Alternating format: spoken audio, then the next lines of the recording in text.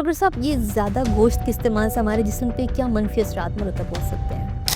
गोश्त तो बेसिकली आपको इल्म होगा कि ये प्रोटीन है। हुँ। तो प्रोटीन जो डाइट है वो मतलब है कि आप जब वो इस्तेमाल करेंगे तो कुछ डिज़ीज़ ऐसी हैं जिसमें आप इसको इस्तेमाल नहीं कर सकते। जो पेशेंट्स होते हैं दिल, मैदे और लिवर के, तो उनको इस ईद पे कौन-सी ख़ास आप एहतियाती तदाबीर बताएँगे? क्योंकि अब उनका भी दिल होता है कि चलो ईद है, गोश्त खाते हैं, पकवान इतने मज़े के बने होते हैं। और उनको भी चाहिए कि वो भी एहतियात करें गोश्त के खाने में। आम लोगों को भी एहतियात करनी चाहिए क्योंकि आप जितना कम खाएँगे उतना आप सेहतमंद रहेंगे।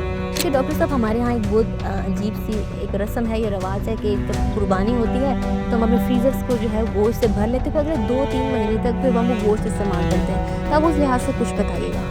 फ्रीज़र में भी बहुत लोग दो दो तरीकों से प्रिज़र्व करते हैं। एक तरीका तो ये होता है गोश्त को डायरेक्ट फ्रीज़र में रख देते हैं, तो वो बर्फ़ बन जाता है। क्योंकि महीना जब पड़ा रहेगा तो बर्फ़ बिल्कुल, ऐसा ही है। लेकिन सर, आपको नहीं लगता थोड़ी-सी हुकूमत भी सुस्त है? क्योंकि अक्सर कई-कई दिनों तक अलाइशें पड़ी हैं, ईद गुज़र गई है, लोगों ने गोश्त खा के हज़म कर लिया, लेकिन अलाइशें पड़ी होती हैं। ये हुकूमत जो होती है ना किसने चलानी होती बिल है? ये पब्लिक ने चलानी होती है। हुकूमत को कौन लाता है? पब्लिक लाती है। ये बात भी सही वोट है। आप देते हैं, जब वोट देते हैं तो वो बंदा एमपी एमएलए बनता है तो हुकूमत में आता है, हुकूमत में आता है तो मिनिस्टर बनता है। तो मतलब हमें ईद पर ध्यान रखना है और हमें चाहिए कि हम इस चीज़ को जो है अपना मोटिव बना लें कि हमने इसको जमा नहीं करना, इतना ही अपने पास स्टोर करें जितना आप 1 वीक में भी ख़त्म कर लें। यही आप देखें ना आपने 30 किलो का बकरा तो आजकल मिलता ही नहीं बिल्कुल, बिल्कुल। मिलता ही नहीं है ना आजकल 30 किलो। हाँ। फर्ज करें 30 किलो का बकरा है तो हमने उसके 3 हिस्से किए 10-10 किलो तो चले गए ना 20 किलो चले गए 10 तो रह गए तो आप बीमार नहीं होंगे तो वो आसानी से आप खा सकते ये आसानी से खा सकते हो और स्टोर करने की ज़रूरत भी नहीं पड़ेगी। ताज़ा फ्रेश गोश्त आपके अंदर जाएगा, तो ये एक अच्छी बात है। लेकिन अस्सलाम वालेकुम नाज़रीन, टीसीएन ब्रॉडकास्ट के साथ मैं हूँ आपकी मेज़बान शाबिंदा फ़रज़ीन। नाज़रीन, ईद का मौका आने वाला है, ईद करीब आ चुकी है और जब भी ईद आती है तो हमारे दिमाग में एक ही चीज़ होती है कि ये तो ईद जो है वो खाने का त्योहार है। और ईद उल अज़हा की बात करें तो ये है ही खाने वाली ईद। इसमें गोश्त का इस्तेमाल हद से ज़्यादा बढ़ जाता है। पूरा साल शायद हम इतना प्रोटीन का इंटेक नहीं रखते जितना हम इन 3 दिनों में प्रोटीन का इंटेक ले लेते हैं और वो हम एक्सीड कर जाते हैं। इसी वजह से पिछले साल की अगर हम बात करें तो 1 लाख से ज़ायद अफ़राद जो हैं वो मुतासिर हुए थे ईद के 3 दिनों में गोश्त के ज़्यादा इस्तेमाल से, बिस्यारख़ोरी की वजह से वो अस्पताल भर्ती हुए थे। ये तादाद काफ़ी ज़्यादा है और इस साल हमें एहतियात रखनी है ताकि दोबारा ये चीज़ रिपीट ना हो। इसके लिए हमारे साथ हम ज़रा रहनुमाई लेते हैं। हमारे साथ स्टूडियो में मौजूद है सीनियर डॉक्टर हुसैन अहमद हारून साहब, जो कि प्रेसिडेंट भी हैं पाकिस्तान मेडिकल एसोसिएशन केपीके के भी। उनसे हम जानते हैं कि क्या वजह है कि इन 3 दिनों में ख़ास तौर पर ईद उल अज़हा पर ही हमारी बिस्यारख़ोरी ज़्यादा हो जाती है। सो अस्सलाम वालेकुम डॉक्टर साहब, कैसे हैं आप? हैं। मैडम कैसी हैं आप? शुक्र अल्लाह का, अल्हम्दुलिल्लाह। बहुत शुक्रिया, आपने कीमती वक़्त दिया, हमारे प्रोग्राम में आप तशरीफ़ लेकर आए। सर, मेरा पहला पहला सवाल ही आपसे यही है कि ईद उल अज़हा पर हमारी बिस्यारख़ोरी ज़्यादा क्यों हो जाती है? रुझान क्यों ज़्यादा है? ये आपने बहुत अच्छा टॉपिक आप ये आज इस मौजू पे आपने मुझे बुलाया क्योंकि ईद की आमद आमद है और इस ईद का नाम भी बकरा ईद है और दूसरे जानवरों के अलावा बकरीद काफ़ी जिससे इसलिए इस पे गोश्त भी बहुत ज़्यादा हर घर में अवेलेबल हो बिल्कुल ऐसा। लोगों की उस पे लोगों की जो ओवर ईटिंग करते हैं ज़्यादा खाते हैं गोश्त और जब ज़्यादा खाते हैं गोश्त कब जो उसकी कम्युनिकेशन है इसलिए आपको ये लोगों को अगर आपने एडवाइस देनी है इस मौका पर कि आप जो है ईद पे जो गोश्त है वो तरीके से इस्तेमाल करें और इस तरीके से इस्तेमाल करें कि आपकी सेहत को कोई नुकसान ना हो बिल्कुल, क्योंकि सही। अगर आपकी सेहत है तो आप गोश्त खा सकते हैं हेल्थ इज़ वेल्थ। और जब आपकी सेहत ठीक नहीं होगी तो फिर आप गोश्त भी नहीं खा सकते बिल्कुल ऐसा ही है। इसलिए आपको ख्याल करना चाहिए खाते वक्त और देखते वक्त भी हाँ, हाँ, बिल्कुल, क्योंकि जितना ज़्यादा देखेंगे उतना ज़्यादा आप खाएंगे गोश्त। ऐसा ही है। तो डॉक्टर साहब, ये ज़्यादा गोश्त के इस्तेमाल से हमारे जिस्म पे क्या मनफ़ी असरात मुरतब हो सकते हैं? गोश्त तो बेसिकली आपको इल्म होगा कि ये प्रोटीन है हुँ। तो प्रोटीन जो डाइट है वो मतलब है कि आप जब वो इस्तेमाल करेंगे तो कुछ डिज़ीज़ ऐसी हैं जिसमें आप इसको इस्तेमाल नहीं कर सकते। मसलन आपकी किडनी डिज़ीज़ है या लिवर डिज़ीज़ है। किडनी में आप जो गुर्दों की बीमारियों में आप इस्तेमाल नहीं कर सकते हैं। आप जो है ये आपका जो लीवर है उसमें उसमें आप इस्तेमाल नहीं कर सकते। मैदा आपका ठीक नहीं है, उसमें आप गोश्त ज़्यादा इस्तेमाल नहीं कर सकते। तो इन चीज़ों की आपको एहतियात करनी चाहिए। अगर आपको कंजेस्टिव हार्ट फेल्योर में है, तो फिर भी आप एहतियात करनी चाहिए आपको। अगर आप हाइपरटेंसिव हैं, तो उसमें भी ये नुकसानदेह है। अच्छा, अच्छा। इसलिए गोश्त को एहतियात से इन दिनों में ये जो 3 दिन ईद होती है, इन दिनों में एहतियात से इस्तेमाल करना चाहिए। और वैसे भी आप हमें हमें हमें मज़हबी तौर पे भी हम कोशिश ये करते हैं कि हम मैदा में जब हम कोई खाना खाएँ, तो मैदे में एक हिस्सा खाली रखें, ताकि जो हमारे मैदे में जो चेंजेज़ होती हैं खाने के दौरान और जो खाने का जो मेटाबॉलिज़्म होता है, उसके लिए स्पेस हो, ताकि आप आराम से अपनी लाइफ बिल्कुल, बिल्कुल। ये जो पेशेंट्स होते हैं दिल, मैदे और लिवर के, तो उनको इस ईद पे कौन-सी ख़ास आप एहतियाती तदाबीर बताएँगे? क्योंकि अब उनका भी दिल होता है कि चलो ईद है, गोश्त खाते हैं, पकवान इतने मज़े के बने होते हैं। तो कोई एहतियाती तदाबीर बताते हैं कि वो गोश्त भी एन्जॉय करें और सेहतमंद भी रहें? गुर्दों के मरीज़ जो है उनको बड़ी एहतियात करनी चाहिए तय वक़्त। उसके अलावा जो ब्लड प्रेशर के मरीज़ हैं उनको भी एहतियात करनी चाहिए। जी। और जो लिवर के डिज़ीज़ जो जिनको लिवर की डि और उनको भी चाहिए कि वो भी एहतियात करें रोज़ के खाने में। आम लोगों को भी एहतियात करनी चाहिए, क्योंकि आप जितना कम खाएँगे, उतना आप सेहतमंद रहेंगे। और खाने के साथ-साथ आपकी एक्टिविटीज़ जो है ना, वो जारी रखने देनी चाहिए। अब एक्टिविटीज़ आपकी अफ़ेक्ट ना हो। जब आपकी एक्टिविटीज़ अफ़ेक्ट नहीं होगी, तो आप ज खाना जो खाएँगे ना, तो उसको हज़म होने के लिए सही टाइम मिलेगा और आप सही तरीके से ईद भी एन्जॉय कर सकेंगे, लाइफ़ भी एन्जॉय। बिल्कुल, ऐसे ही। अच्छा, छोटे बच्चे जो हैं अगर इनमें गोश्त के रुझान ज़्यादा है खाने का, तो तब क्या करना चाहिए? वालिदैन के लिए आप क्या कहना चाहेंगे? वालिदैन को चाहिए कि वो बच्चों पे नज़र रखें ईद के दिनों में और अपनी निगरानी में जब भी खाना-वाना खिलाएँ, तो अपनी निगरानी में खिलाएँ। क्योंकि बच्चे जब खाते हैं ना, तो वो वॉमिटिंग की बड़ी शिकायत करते हैं बच्चों की। और कभी-कभी इंटेस्टाइन जो होती है वो ब्लॉक भी हो जाती है। अच्छा। हाँ, ब्लॉक भी हो जाती है, तो वो फिर उससे बड़ी कॉम्प्लिकेशन भी बनती है। कभी-कभी ऑपरेशन करना भी पड़ता है। अच्छा, अच्छा। इसलिए जो है ना, बच्चों के लिए टाइम देना चाहिए उनको, माँ-बाप को चाहिए कि वो बच्चों की ईद की एक्टिविटीज़ बहुत ज़्यादा होती हैं, बच्चों को दूसरी एक्टिविटीज़ में इन्वॉल्व करना चाहिए।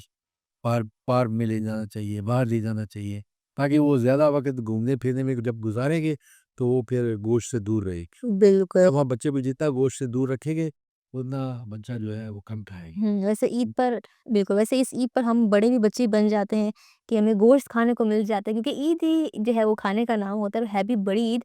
लेकिन डॉक्टर साहब, हमारे यहाँ एक बहुत अजीब-सी एक रस्म है या रिवाज है कि जब कुर्बानी होती है, तो हम अपने फ्रीज़र्स को जो है गोश्त से भर लेते हैं, फिर अगले 2-3 महीने तक फिर हम वो गोश्त इस्तेमाल करते हैं।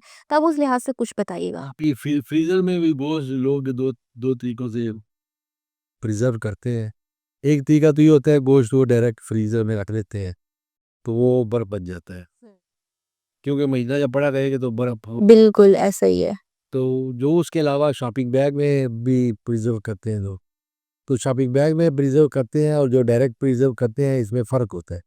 जो शॉपिंग बैग में करते हैं वो ज़्यादा ख़तरनाक होता है, क्योंकि शॉपिंग बैग जो होता है उसके केमिकल जो होते हैं वो गोश्त में शामिल हो जाते हैं।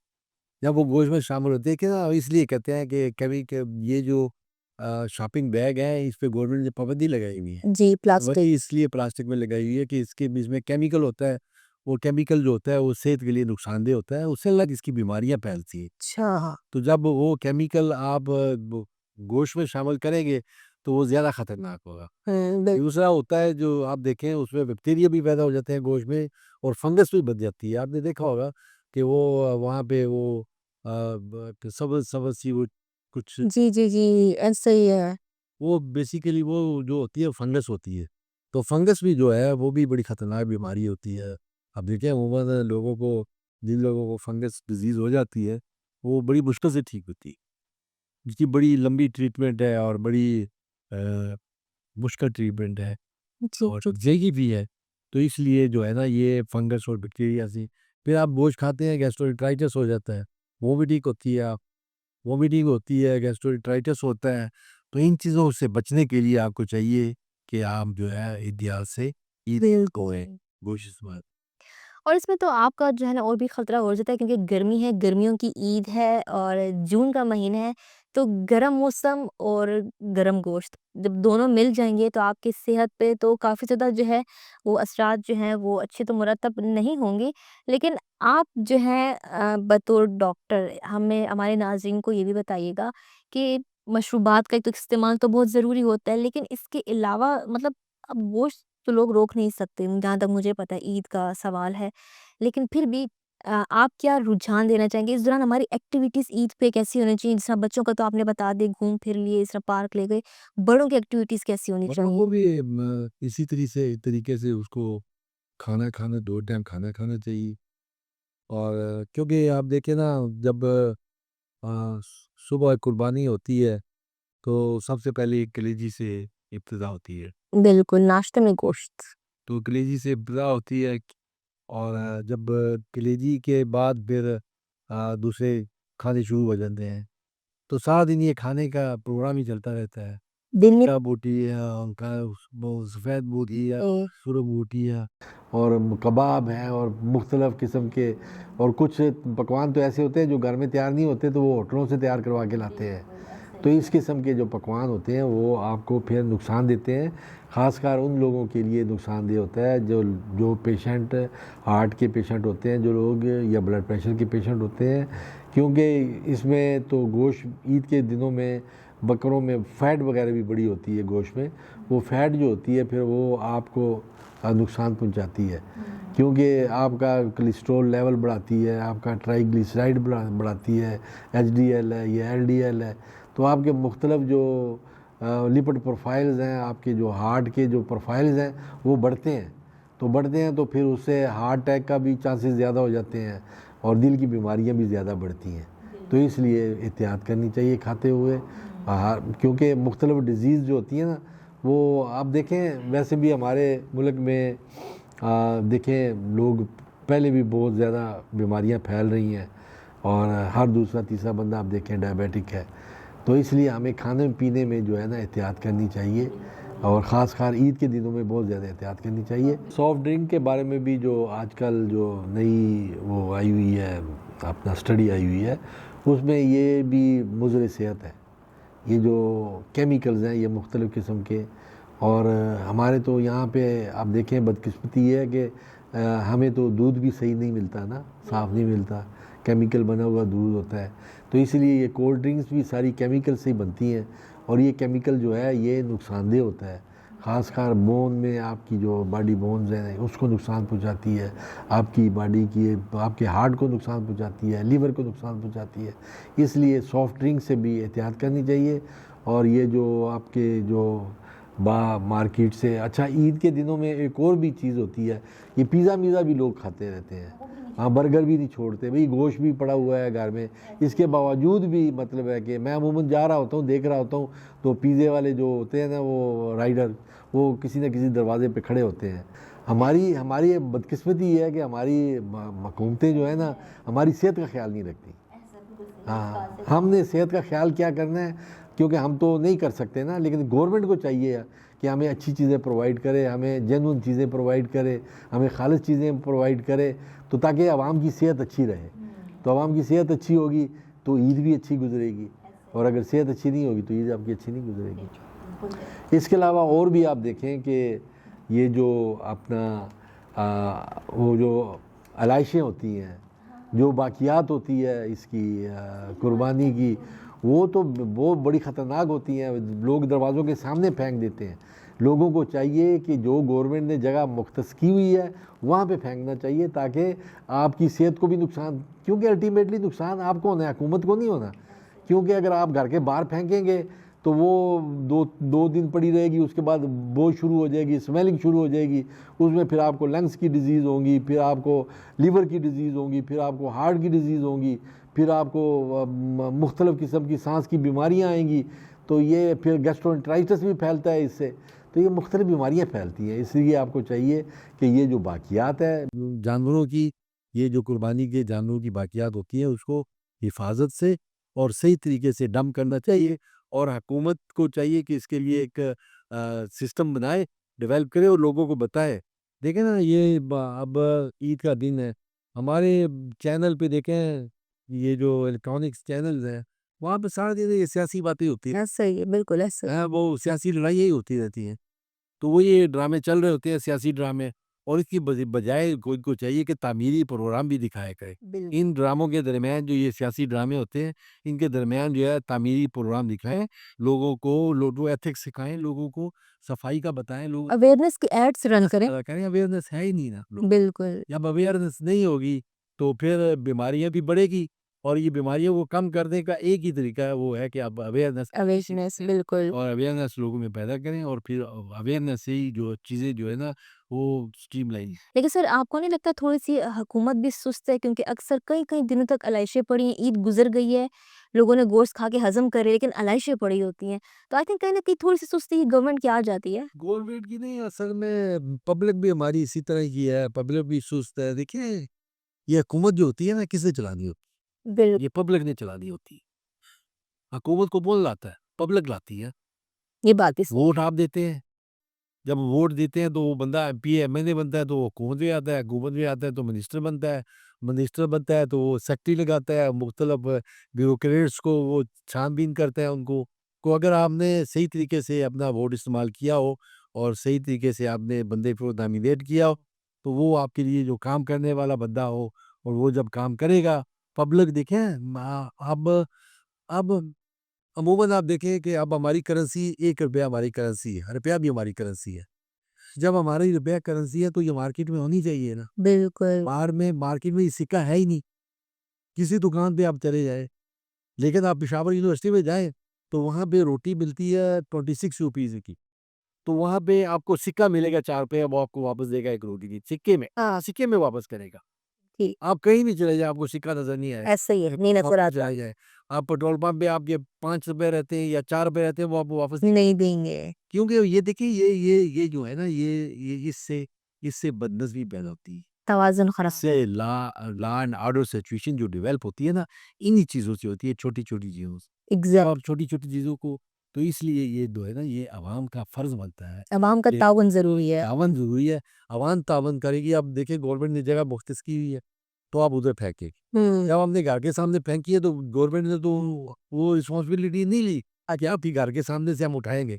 वो तो कहते हैं कि हमने फलाँ जगह बना दी है, वहाँ पे वहाँ जाके डंप कर। की बाकियात फेंके, वहाँ से हम उठाएँगे। हुँ। तो अगर आप वहाँ पे नहीं फेंकते, तो ये गलती तो हुकूमत की नहीं है, तो ऐसा ही है, ऐसा ही। और अगर जो जगह मुख्तस की हुई है गवर्नमेंट ने, अगर वहाँ से नहीं उठाती गवर्नमेंट, तो मेरा ख़्याल है ऐसा नहीं होता है, गवर्नमेंट वहाँ से उठाती। ठीक हो गए से। अच्छा सर ये बताइएगा कि ये बात किस हद तक दुरुस्त है कि गोश्त से कैंसर के चांसेस ज़्यादा होते हैं गोश्त के इस्तेमाल से?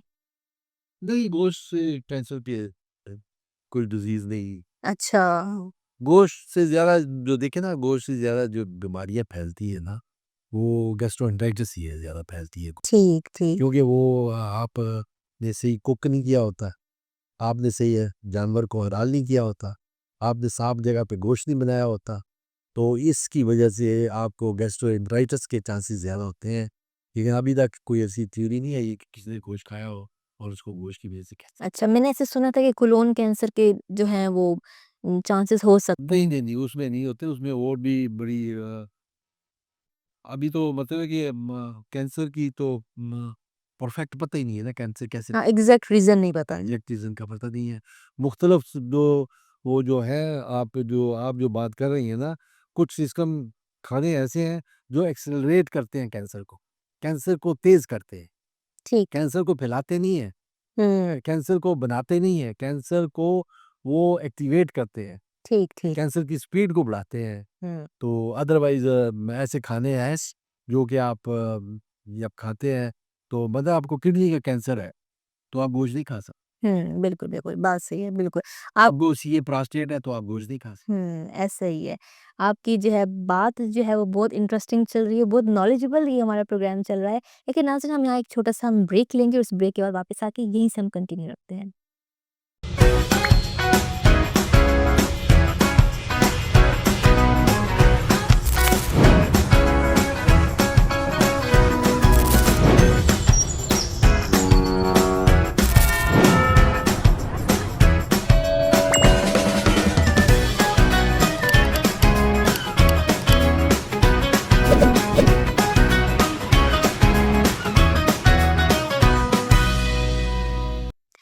वेलकम बैक नाज़रीन। प्रोग्राम बहुत अच्छा जा रहा है, बहुत ज़्यादा नॉलेज मिल रही है हमें कि गोश्त के इस्तेमाल को कैसे हमें अपनी ज़िंदगी का जो है हिस्सा बनाना है। तो हम डॉक्टर साहब से वहीं से कंटिन्यू रहते हैं। डॉक्टर साहब, बतौर तिबी माहिर आप क्या कहना रिकमेंड क्या करेंगे आवाम को कि खाने जो हैं वो किस बर्तन में ज़्यादा बनाना बेहतर है? क्योंकि आजकल नॉन स्टिक का भी रुझान बहुत ज़्यादा लोगों में। तो आप क्या रिकमेंड करते हैं, कौन-सा अच्छा तरीका है? बर्तनों के बारे में तो कोई ऐसी थ्योरी अभी तक इस पे स्टडी नहीं हुई कि कौन से बर्तन में खाना मुज़र सेहत है बनाना। ये जितनी भी मार्केट में चीज़ें आती हैं खाने पकाने के लिए, वो रिकमेंडेड होती हैं, वो बाकायदा उसकी एक गवर्नमेंट की इजाज़त से वो चीज़ें मार्केट पे लाई जाती हैं और इसमें तो हम किसी में भी आप पका सकते हैं, कोई भी। लेकिन जितनी भी कुकिंग करें, वो पुख्ता करें, अच्छी तरह कुक करें हुँ। ताकि और धीमी आँच पे। कि ताकि आपका जो खाना जो है कंप्लीट कुक हो। देखिए ना, बाजार से चिकन मंगवाते हैं, आपने देखा होगा अंदर से वो कच्चा होता है। जी, जी, ये ऐसे ही। काँच का रोस्ट किया जो होता है ना, तो वो आप देखें वो इसलिए जो होते हैं उनसे बीमारियाँ फैलती है। वो तो बीमारियों को रोकने के लिए ज़रूरी है कि आप अच्छी तरह कुक करें और फिर उसको और चबा कर खाएँ। ठीक। चबा कर खाएँ ताकि वो हज़म होने में उसको मुश्किलात पेश ना आए। क्योंकि आप जब चबा कर नहीं खाएँगे, आप साबुत जो गोश्त का टुकड़ा लेंगे, खाएँगे, वो फिर आगे जाके आपके लिए प्रॉब्लम बना सकता है। क्योंकि वो सही तरीके से हज़म नहीं होगा, फिर आपको इंटेस्टाइनल ऑब्स्ट्रक्शन में जा सकते हैं, उसमें फिर वॉमिटिंग भी होती है, फिर कुछ तो लोग ऑब्ज़र्वेशन में रिलीज़ हो जाते हैं, लेकिन जो नहीं होते तो फिर उसको अपडेट करना पड़ता है। अच्छा, अच्छा, सही, सही। और डॉक्टर साहब, जो अमूमन ईद के अलावा जो मार्केट्स में गोश्त मिलते हैं, तो क्या वो हमारी सेहत के मेयार के हिसाब से ठीक मिल रहे थे, स्टैंडर्ड होते हैं वो? हाँ, वो जो गोश्त बर्तन जो है आप किसी में भी खाना बना सकते हैं, कोई वो नहीं। अच्छा। हाँ, मैं एक और बात नज़र में आई अभी, अगर आप सेहतमंद अपने आप को रखना चाहते हैं और गोश्त को बचना भी चाहते हैं कि आप गोश्त, क्योंकि गोश्त पड़ा होता है तो फिर बंदा ये इंसान है ना, ऐसे ही है। उसको उसका दिल करता है तो वो कुछ ना कुछ बना के खाता रहता है। तो उसके बचने के लिए आपने इस्लामी तरीका अपनाएँ। आप जानवर के 3 हिस्से बनाएँ, एक हिस्सा खुद रखें, एक हिस्सा जो है वो हम रिश्तेदारों का रखें और एक हिस्सा गरीबों का रखें। कि जब आपका एक हिस्सा होगा ना, तो वो फिर 2-3 दिन से ज़्यादा नहीं चलेगा। सो वो फिर फ्रिज में भी नहीं जाएगा। जब वो फ्रिज में नहीं जाएगा तो आप बीमार भी नहीं होंगे और आप ज़्यादा खाएँगे भी नहीं। ऐसा ही। जब ज़्यादा खाएँगे नहीं तो जब आप पूरे का पूरा बकरा जो है, वो छुपा के फ्रिज में रखें, हाँ, हिवस ना करे। तो फिर जो है, फिर तो अब बिल्कुल। अल्लाह ताला ने ये वो जो आपको सहूलत दी है, वो तो वापस फिर ओवर ईटिंग भी नहीं होगी, आप बीमार भी नहीं होंगे। तो ये बात भी डॉक्टर साहब की बिल्कुल दुरुस्त है कि हमें जो लालच होती है ना जमा करने की कि इसको अब हम चलाएँगे, तो फिर 3-3 महीने तक हम सेम गोश्त खा रहे होते हैं। तो डॉक्टर साहब, फ्रीज़ किया हुआ गोश्त सेहत के लिए मुज़र असियत होता है कि नहीं? जो मुझे से बताया था मैं आपको कि उसमें बैक्टीरिया आ जाते हैं। ये वो शॉपर के अलावा जो फ्रीज़ किया जाए। ऐसे वाली बीबीसी वो भी आप देखें ना, उसमें शापर का तो मैंने अलग बताया, तो शापर के जो केमिकल्स हैं वो उसमें चले जाएँगे। लेकिन जो आपने डायरेक्ट फ्रीज़ किया हुआ है उसमें बैक्टीरिया आएगा और उसमें फंगस आएगा। फ्रीज़ का इस्तेमाल नहीं करना नहीं, चाहिए। नहीं। ठीक, ठीक। तो मतलब हमें अब ईद पर ध्यान रखना है और हमें चाहिए कि हम इस चीज़ को जो है अपना मोटिव बना लें कि हमने इसको जमा नहीं करना, इतना ही अपने पास स्टोर करें जितना आप 1 वीक में भी ख़त्म कर लें। नहीं, आप देखें ना, आपने 30 किलो का बकरा तो आजकल मिलता ही नहीं। बिल्कुल, बिल्कुल। मिलता ही नहीं है ना आजकल 30 में से। हाँ। फ़र्ज़ करें 30 किलो का बकरा है, तो हमने उसके 3 हिस्से किए, 10-10 किलो तो चले गए ना, 20 किलो चले गए, 10 पे तो रह गए। तो बीमार नहीं होंगे, 2-2 आसानी से आप खा सकते ये आसानी से खा सकते हो और स्टोर करने की ज़रूरत भी नहीं पड़ेगी। ताज़ा फ्रेश गोश्त आपके अंदर जाएगा, तो ये एक अच्छी बात है। लेकिन डॉक्टर साहब, कहते हैं कि गोश्त जो है ना प्रोटीन का एक रिच सोर्स है लेने के लिए। तो गोश्त के अलावा आप एज़ अ तिबी माहिर क्या रिकमेंड करते हैं कि हमें और कहाँ-कहाँ से प्रोटीन लेना चाहिए? प्रोटीन जितनी भी आपकी वो है दालें जितनी भी हैं, लोबिया हो गया, ये चना हो गया, जो भी जितनी भी दालें हैं वो सारी प्रोटीन रिच प्रोटीन डाइट। हुँ, हुँ। हुँ। लेकिन हमें प्रोटीन अपनी लाइफ़ से ख़त्म भी नहीं करना चाहिए। लेकिन आजकल फ़ास्ट फ़ूड की वज़ह से हमारे अंदर कार्ब्स बहुत जा रहे हैं और प्रोटीन ना होने के बराबर जा रहा है।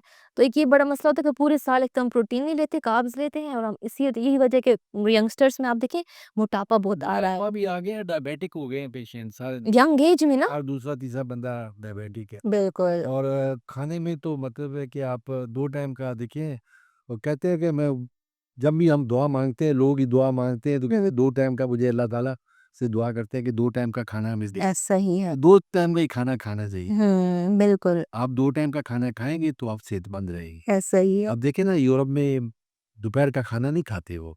अच्छा, हाँ, वो शाम को एक लाइट लाइट सा वो ले लेते हैं, टी ले लेते हैं। स्नैक वगैरह। तो इससे वो करते हैं इसलिए वो देखिए सेहतमंद लेकिन हमारी सुन्नत है कि हमें दोपहर का खाना स्किप करना चाहिए। नहीं, हमें 2 टाइम का खाना खाना बिल वो आप किस तरह डिवाइड करते हैं, वो सुबह-शाम करते हैं या दोपहर को करते हैं, जैसे भी करते हैं, 2 टाइम का खाना खाना चाहिए। बिल सुबह का जो नाश्ता है ना, वो तो नाश्ता है ना, वो तो खाने में नहीं आता। तो हम तो 2-2 3-3 4-4 दफ़ा खाना खाते हैं ना, तो ऐसे इसलिए हमारी सेहत भी जो है वो फिर हमारी एक्सरसाइज नहीं है ना। आप एक्टिव नहीं देखिए ना जो तरक्की याफ़्ता मुल्क है वो उनकी साइकिलिंग करते हैं, वो अमूमन साइकिलों पे आते जा हम यहाँ रिक्शे पे सफ़र करते हैं या गाड़ी में सफ़र करते हैं। पैदल तो हम चलना हमें बड़ा मुश्किल लगता है। बिल्कुल और यंगस्टर्स में हेल्थ प्रॉब्लम्स ज़्यादा आ रही हैं। मेरा एक दफ़ा इत्तेफ़ाक हुआ हाल ही में हॉस्पिटल जाने का। सर 30 के अंदर के यंगस्टर्स हैं, मैरिड हैं, कुछ मैरिड नहीं हैं और लड़के हों कि लड़कियों मैंने देखा उनकी ओपन हार्ट सर्जरी हुई रही है। मतलब डायलिसिस तो छोड़ें वो क्या कहते हैं उसको बाईपास हो रहा है। बाईपास सर्जरी हुई होती है, हार्ट डिज़ीज़ आती है। तो मैं बहुत शॉक हो लेकिन गई कि ये सिर्फ़ बच्चे ही लोग जो ज़िंदा जो लोग फिरते हैं ना, वो ही नहीं बीमार होते, जो बच्चे पैदा होने वाले होते हैं, वो भी बीमार हाँ, या कि उनके साथ भी बीमारी है जो आप डायबिटिक हैं तो आपका जो पैदा होने वाला बच्चा है उसमें भी डायबिटीज़ होगी, उसमें भी मुख्तलिफ डिजीज़ होंगी, कॉम्प्लिकेशन होंगी।